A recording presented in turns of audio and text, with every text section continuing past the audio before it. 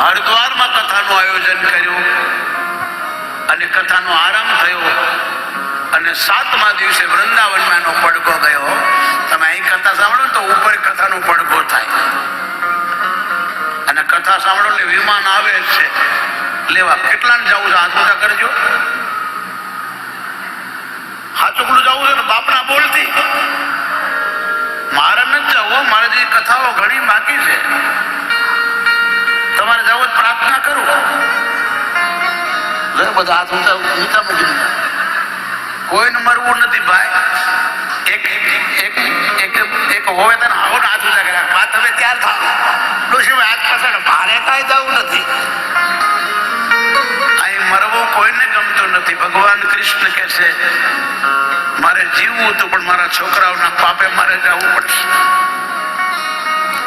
માટે આપણી પાસે સમય બહુ ઓછો છે. સંતો આપણને કહે છે જીવનડા વીરા